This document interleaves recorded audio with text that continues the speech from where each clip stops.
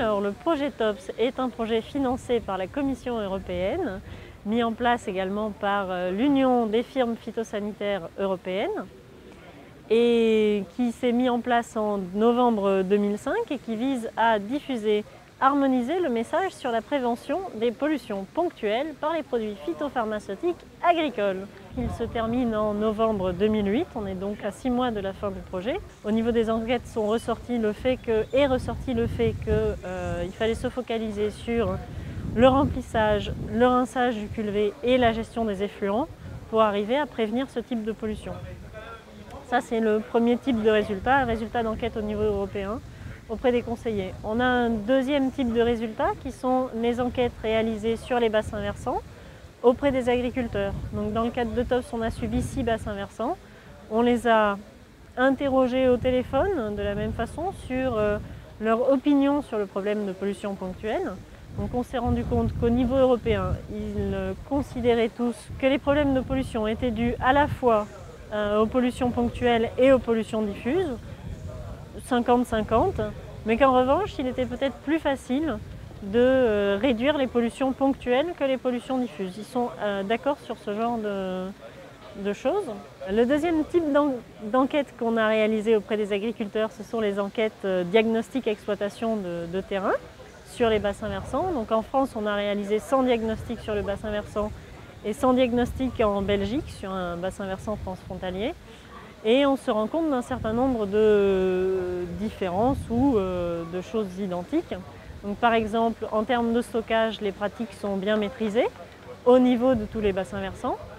En termes de pulvérisation, équipement du pulvérisateur, on a par exemple un contrôle obligatoire en Belgique, Allemagne et Danemark, et il ne l'est pas dans les autres pays. Et on se rend compte qu'en termes d'équipement, la France est par exemple avec l'Allemagne plus avancée au niveau du taux de cuves de rinçage. Alors qu'en Pologne, on n'a que 20% des pulvérisateurs équipés, par exemple. Enfin, en termes de remplissage, de sécurité au moment du remplissage, pour assurer la discontinuité hydraulique, on se rend compte que la France est en 3e position en matière d'équipement, type cuve intermédiaire, clapet anti-retour, potence. Voilà. On a créé un certain nombre d'outils à disposition des conseillers, mais aussi des agriculteurs, et on les a créés dans les différentes langues du projet. Donc je peux les avoir en français, mais également en espagnol, en portugais, en allemand, en danois. Il y a même des documents qui vont être traduits en russe pour l'Ukraine. Donc on a différents types de documents. On a un guide de bonnes pratiques pour harmoniser le message, assurer la diffusion du même message dans les différents pays. On a une petite brochure de vulgarisation plus à destination des agriculteurs qui est traduite en 15 langues. On a un site internet qui fait l'inventaire de tout ce qu'on peut trouver dans les pays sur le thème des pollutions ponctuelles. On a des modules de formation qui ont été développés dans les différents pays. On a une photothèque à disposition de tous les gens qui souhaitent l'utiliser.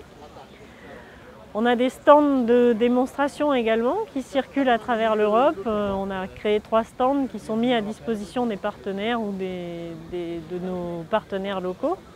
Donc on a toute une gamme d'outils pour favoriser la prévention des pollutions ponctuelles.